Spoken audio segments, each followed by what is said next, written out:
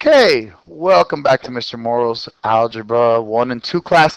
We are starting our second quarter today, and we're jumping a little bit to 2-8. I am jumping because I do not like the order that the book gave you the information in, so we're going to go a little bit of a different order, but all of the points will be touched on, I promise. All right, well, we're talking today about two-variable inequalities. First of all, before we do anything, two-variable inequalities. You guys are used to doing stuff like this. X plus 1 is greater than 5. Then I can subtract 1 to both sides, and I've got x is greater than 4. And then I have my 0, I have my 4, open circle, and it's going to the right. You guys remember doing that, correct? That's easy. It's Mickey Mouse, right? Awesome. That is an inequality with one variable, hence you only had one variable. Now, we're going to go ahead and start graphing linear inequalities. And remember that when we're talking about linear inequalities, we're talking about the y equals mx plus b pretty much. We're talking about two different variables. You have an x and you have a y, all right? So when we're talking about two variable inequalities, it's the y equals mx plus b, but instead of an equals now, okay, you're going to have a y is greater than or equal to, or y is less than or equal to, or y is greater than, or y is less than. Okay, we're going to be using inequality symbols. And I promise you we're going to go over everything very detailed. Let me show you a little comparison of equations and inequalities. When working with linear equations, which is what we just finished doing, every ordered pair or point directly on the line is a solution of that equation. Let's examine the graph of the equation y equals 3x minus 2. I know this is Mickey Mouse, but bear with me, guys. What's the y-intercept here? Negative 2, exactly right. What's my slope, gentlemen? Exactly, so I'm going to go up 1, 2, 3, 1 to the right. Up 1, 2, 3, 1 to the right. Let's go backwards. Down 1, 2, 3, 1 to the left. Down 1, 2, 3, 1 to the left. Okay? When I go ahead and connect these bad boys, I've got my line. Go ahead and straighten it out a little bit. And boom, we're done. You have your line, correct? Now, let me explain why I did this. This point right here, what is that ordered pair, gentlemen? Negative 1, and then 1, 2, 3, 4, 5. So negative 1 comma negative 5, correct? If I graph this correctly, every single point on the line is a solution of this equation. Let's prove it. When y is negative 5, does that equal 3 times negative 1 minus 2? Negative 5 equals negative 5. Bingo, we're good. So, do you understand what I mean when I say to you that when you have a linear equation, every single point on the line is a solution to the line? Does that make sense, everybody? Okay, now, let's take that concept and let's expand it to inequalities. When solving linear inequalities, okay, linear equations, by graphing, there will be an infinite amount of solutions. So you must shade in your solution set or your zone based on the boundary. Let me just change this right here because it's not linear equations anymore. It's linear inequalities. Sorry about that. All right. Now, let me explain what it is that I'm talking about, okay? It looks messy, but it's actually pretty simple. Okay. Remember that when you guys had less than or greater than on a single variable, you used an open circle, right? Well, when you have a greater than or less than, you are going to use a dashed line. See that? You're going to have a dashed line. It's going to be dashed because the solution is not going to be on the actual line. Okay? It's not going to be on the actual line. The solution is going to either be above the graph when y is greater than x. It's going to be above the graph, or below the graph if y is less than x. Let me clean this up and go over this again. So I have y is greater than x. I graphed y is greater than x. My y-intercept is 0. My slope, up 1 over 1, up 1 over 1, up 1 over 1, down 1 over 1, down 1 over 1, down 1 over 1. And I went ahead and created a line just like normal, but it's greater than, so it's going to be a dashed line. You with me, boys? Now, it said y is greater than. Okay? Whenever it's greater than, I don't care what the slope of the line is. In this particular case, the slope is positive. All right? But even if it's negative, when it's greater than, you are going to shade above the graph. If that doesn't make sense to you, find the y-intercept. Okay? In this case, the y-intercept is right here. It's greater than. So am I going to use the y values above this point or below this point if it's greater than? Above. So whenever it's greater than, I'm going to shade above the line. Does that make sense? When I have y is less than x, still have the same graph, but this time the y values are less than the x value, than the boundary line. So it's less. So when it's less than, you go below the line. Does that make sense? When you have a negative slope, okay, gentlemen, in this particular case, this is y is greater than negative x. So y-intercept is 0. My slope is negative 1 over 1. So down 1 over 1, down 1 over 1, up 1 over 1, up 1 over 1. Dashed line because it is greater than. Okay, slope is negative, so I'm going down from left to right. But y is greater than negative x. Above the line in this particular case is this up here, right? Guys, are you with me? And then below the line, when it's y is less than, it's below the line. You with me, guys? Now, the book and many other resources will tell you to choose a test point, okay? I'm going to show you what a test point is so you can understand how to apply it later on if they ever ask you for a test point. But do not use a test point to graph, all right? Use what I just taught you. If it's greater than, go above the line. If it's less than, shade below the line. But let me explain what this whole test point garbage is. I'm graphing y is greater than x, okay? And let's say you don't know the trick that you're going to simply shade above the graph. You're going to have to choose a test point. So let's go ahead and choose this point here, and then we'll choose this point here, and we'll see which point lies in the correct boundary of solutions. Are you with me so far? Okay. So for this point right here, guys, this is 1, 2, 3, 4, 5, 6, 7, negative 7, 3. Okay, let's see. Is 3 greater than negative 7? Yes. Okay, let's check this point. 1, 2, 3, 4. Okay, is negative 2 greater than 4? So did this test point here and this boundary work?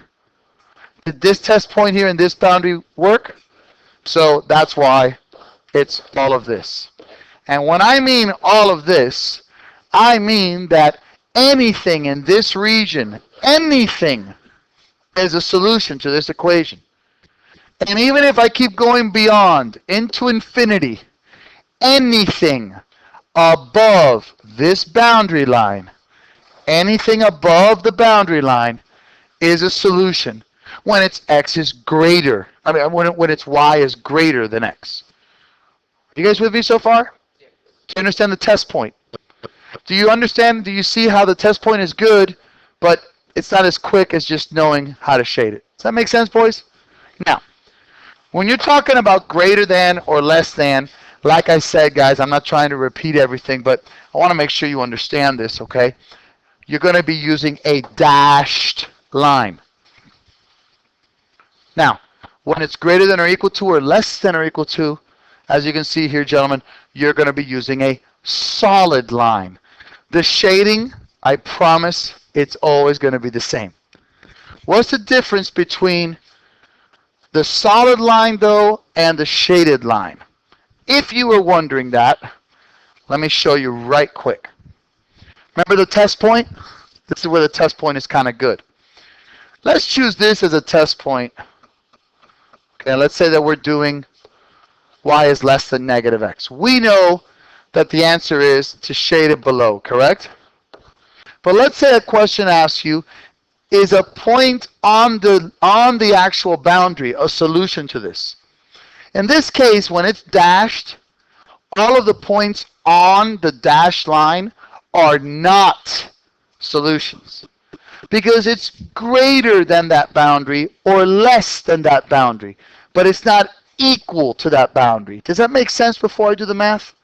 Does that make sense, guys? Okay, so now let's do the math. This is 1, 2. So this is 2, negative 2. Let's see if it works, bro. Is negative 2 less than 2, but remember it sounds a negative. Is negative 2 less than negative 2? No. So do you understand, do you see why on the dashed boundary, none of the points on that boundary are solutions? Does that make sense? Sir? I didn't turn anything into a negative. The y value is negative 2, correct, my brother? And isn't this negative x? 2 times a negative 1 is negative 2. Thank you for asking. Great question, sir. Sir? Correct. The dashed line, again, is the boundary. And there will never be solutions on the boundary that is dashed line. Never be on the dashed boundary. Yes, sir? This bottom right square. Let me get to the bottom right square in a second. Okay? Now, these guys down here, these are greater than or equal to or less than or equal to. The points on this line, do you think those will be solutions? Absolutely 100%. And you can use a test point or 20 test points to prove it. Everything else here is the same, okay? Y is greater than or equal to the x. The only difference, it's a solid line, and I'm shading above. Y is less than or equal to x. Same exact thing, except it's a solid line, and I'm shading below. Y is greater than, I see. Okay, this graph is wrong. Thank you. I think that's what one of my boys was telling me. I apologize about that. I'll fix that right now. Thank you. And again, there's no excuse, really. I apologize. Okay. Sorry, dude. Thank you, guys. Appreciate that.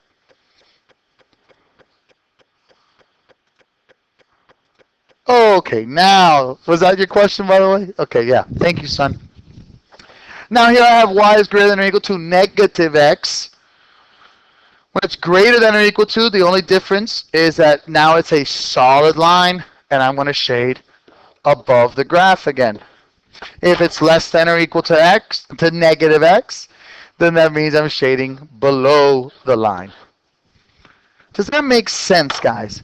Because I don't even want to go into any of this until you really understand the inner workings here. Does that make sense? You understand the dashed line, the difference between the dashed line and the solid line? The dashed line, remember, just says, hey, look, this is the boundary, but nothing on the dashed line is a solution. The solid line, hey, this is the boundary, but I'm included in the solution. Does that make sense? Okay. You're going to have to be writing, of course, throughout all of our math career, equations and inequalities. And I want to give you some key words that help you out when it comes to these inequalities. Okay. And let me go ahead and just move this up a little bit. Ah, there you go. So you can see all four of them. Perfect. Okay. Keywords. At most. Okay. And actually, wow, I'm just all full of mistakes.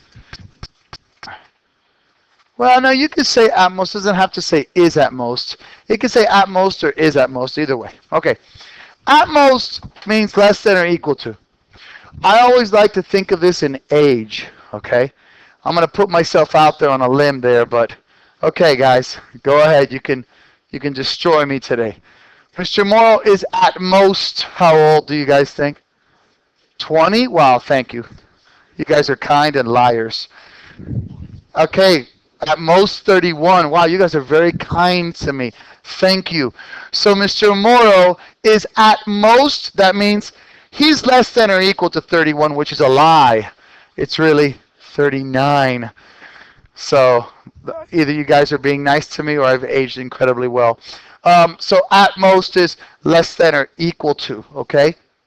Now, let's say I tell you, look, we're going to go on vacation, your family, whatever your family says, oh, we're going to go on vacation, and we're going to spend at least 10 days on a cruise ship. At least, doesn't that mean greater than or equal to 10 days, right? So we're gonna be on vacation for at most 10 days. I mean, for at least 10 days. That means I'm going to be there 10 days or more. Okay? Now, this one is less than is huge, guys. Let's go back in time. If I just said to you x less than 8, how would you write that, boys? Wrong. This would be less than is just 8 minus x.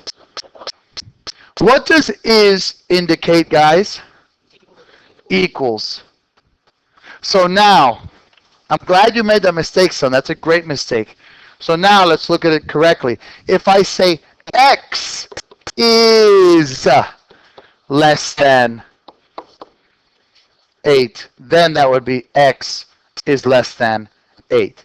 The is in front of the less than indicates equality.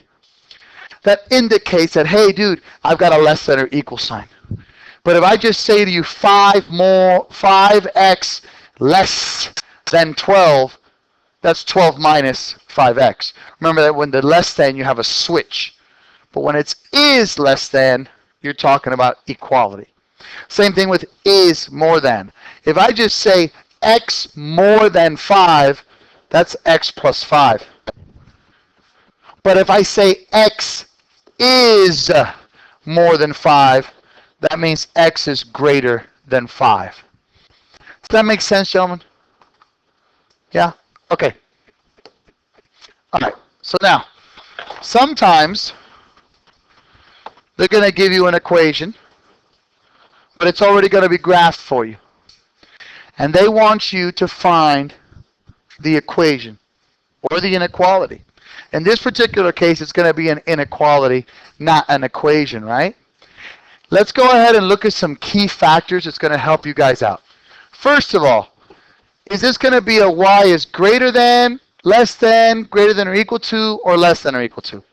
It's going to be a greater than because it was shaded above. So right off the bat, you have a little piece of the puzzle. Does everyone understand how I got that piece of the puzzle right now? Awesome, guys. Now, when we're graphing these, isn't this slope-intercept form? So if we find a slope and we find the y-intercept, we are golden. So the first thing I always like to do, me personally, I like to find the y-intercept because it's easy. What's the y-intercept here? I know maybe some of you guys can't see it, but it's right here. That's the y-intercept. And that's up 1, 2, 3, 4. So I already know my y-intercept is 4. Are you guys with me so far? Does this make sense? Am I making it pretty easy for you to see this? Okay, now, to get my slope, don't I have to go, my brothers, from perfect point to perfect point? Don't I need to find two perfect points? Does that make sense, guys? Okay, so let me find a perfect point. And you may not see it from here, but it goes to here. That's the perfect point. Okay? Now remember, we always read a graph from left to right. Left to right. So I'm going to find my slope. How did I get from here to here? Well, I went down 1, 2, and I went over 1, 2, 3, 4, 5. So what's my slope? Negative 2/5 x. Bingo, I got my equation. You can do this for inequalities or for regular equations. If you had a regular equation, you wouldn't have to worry about the greater than or less than sign, of course, but you would still have to find your slope and y-intercept. So we're really doing nothing new here. Does that make sense, gentlemen? You okay, my man? Okay. May I? Thank you. All right, now here. All right, first of all, it's going to be a y is greater than, less than or equal to, greater than or equal to. What is it going to be?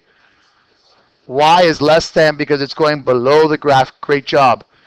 The y-intercept, I know you guys are in your seats. You can't really see this. When you're on the screen, though, it's right here. Someone saw it. Good job. -2. Now, my perfect point, again, guys, I apologize. You may not see the perfect point here. Sometimes it's hard for me to even, here it is. Here's the perfect point. Okay, so I went up 1, 2, 3, 4, 5, 6. That's my rise. And I went over 1, 2, 3, 4, 5. That's my run. So I've got 5, 6, x minus 2. Well, what is it? How about I learn how to pay attention? I did it on purpose to see if you guys were paying attention. And apparently you guys were paying attention. Good job. No, thank you. That was a big mess up on my part. And I am glad that you guys are focused. Okay? I apologize. No excuses. That's a great job. Yes, sir. Okay.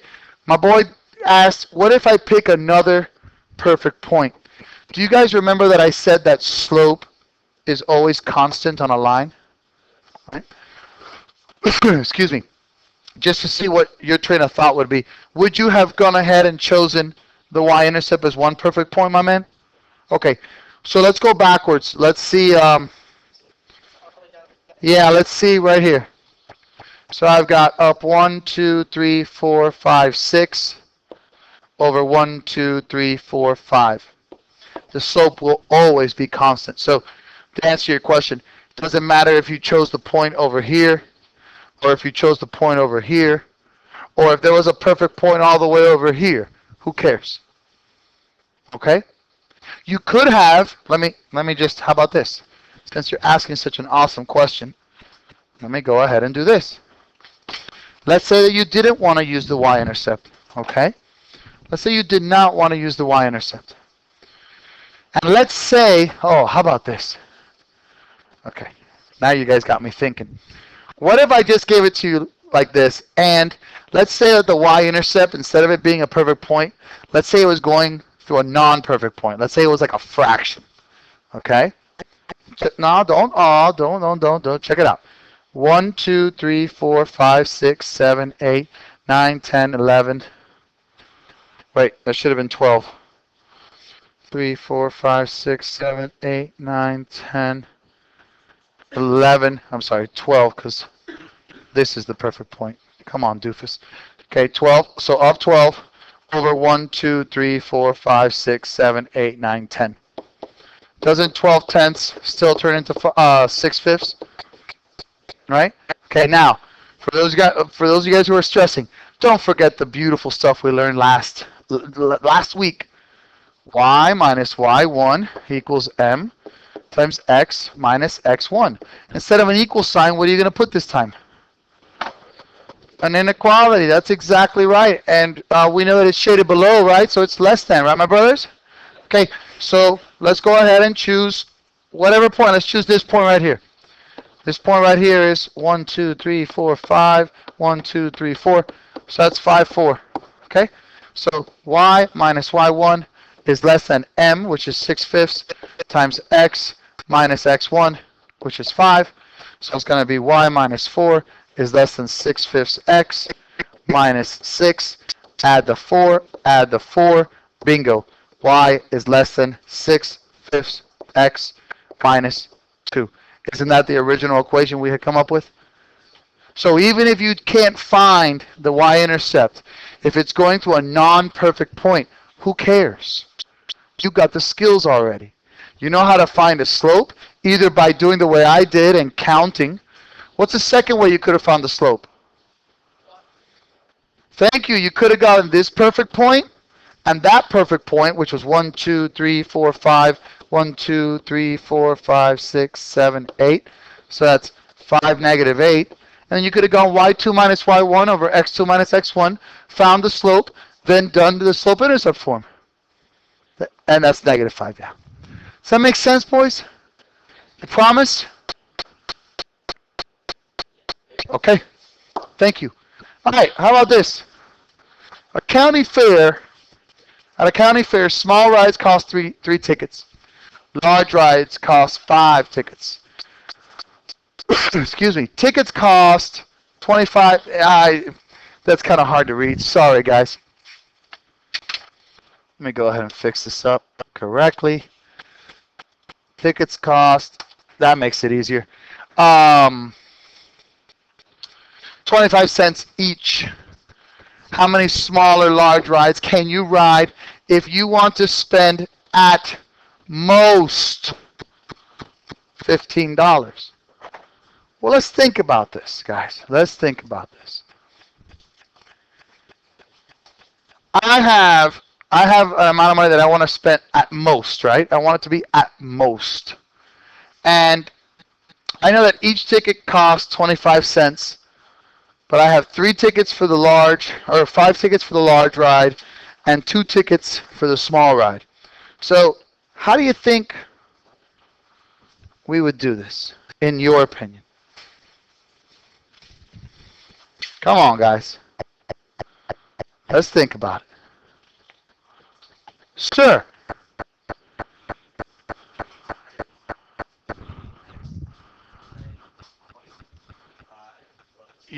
You're getting close. You're thinking. You do have the 3x, and I guess if we're going to do this, we have to define things, right? So x is for the small rides, right? That's the small ticket ride. So I want to be 3 tickets for every small ride, right? Plus, isn't it 5 tickets for every y large ride? See that? Large ticket ride, right? And don't all of the small rides and all of the large rides that you have, doesn't that have to be at most $15? So doesn't this plus this total have to be less than or equal to $15? Does everyone see that right there? Why did I choose an x and a y, Mr. Morrill? Because now I know how to use 2 variables. Okay, now I can solve this. Now, how do I solve this? Well, you can skin this cat a couple different ways, gentlemen. For those of you guys who are really understood last lesson, what's the best way to graph this? Right off the bat without even thinking about it. Yes, standard form, guys. Whoever said that is perfect. It is in standard form, and the A and the B are factors of C, right? Because 5 and 3 go into 15. So, when x is 0, what's the y-intercept? When x is 0, what's the y-intercept? 3. When y is 0, what's the x-intercept? 5. Okay, now, am I going to go like this? Okay, for those of you who said yeah, no. Think about it. I'm not trying to be mean, but I'm glad you made this mistake. Can I have negative tickets? Can I make negative money? Great, great, great. Thank you, guys. So, why don't we revisit this? My y-intercept is 3. My x-intercept is 1, 2, 3, 4, 5. I can just be in that boundary. Correct? Correct? Now, here's the problem. How do we shade it? Right? How do we shade it? Because we have an x and a y here. So easy. Solve for y. 5y is less than or equal to negative 3x plus 15. Y is less than or equal to negative 3x over 5 plus 3. Isn't y less than? So it's going to be everything in here. Are you going to go beyond that? No, because beyond that would be in the negative territory, and you cannot buy negative tickets, and you cannot make negative money. Or you cannot spend negative money. Does that make sense, gentlemen? Yes, sir, please.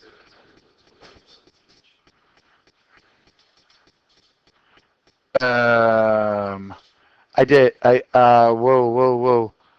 Whoa, whoa, whoa, wait, wait, wait.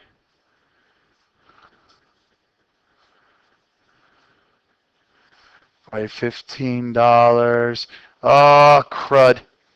Yeah, okay. Where did I screw up here? I said I wanted to spend a max of $15, right? Mr. Mo's stupid sometimes. But how much is each ticket costing? So it's really not $15, right? How many times can 25 go into 50? How many 25-cent pieces can I get out of $15? No, if you go 15 divided by 25, 60. I'm a fool. Because it's 60. Ugh. Can I still do everything else the same? Yes. What will my x-intercept and y-intercept be in this case? When y is 0, what's my x-intercept, guys? Y is 0. 20. Let's go by 2's here, so that's 20. When x is 0, what's y? 12. So let's go by 2's. 1, 2, 3, 4, 5. So it'd be right here. Now, let's investigate where I made that mistake, because I'm human just like you guys. And I made a mistake because I didn't read. I got caught up on the 3 tickets, 5 tickets, and the $15. I had set up the X and the Y and all that good stuff, but I never gave it its cost value. Each ticket was 25 cents. So when I have $15, it's really a matter of I have 60 tickets. Does that make sense? Because X and Y is not the price per ticket, is it? X and Y is the number of tickets, correct? If I have $15 and I have 25 cents for each ticket, how many tickets can I buy? 60 tickets. So thank you, sir, for watching my back. I apologize, but at the same time, I'm glad. These are the mistakes we all make. So don't feel bad. You're human. But we got to read. Definitely got to focus. All of us. Does that make sense, guys? All right. Now, let's go ahead and just practice a couple. What did I tell you? Graph. Let's say 2x minus 3y is less than or equal to, whatever, 12. All right. Whenever you have this situation, well, in this case, you could graph it one of 2 ways, okay? You could graph it using the standard form, yeah, right? And using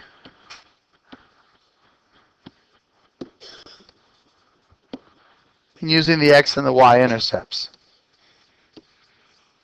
So for example, if I use the x and y intercept method, we'll do that in red. When y is 0, what's x? 6. 1, 2, 3, 4, 5, 6. When x is 0, what's y? What is it?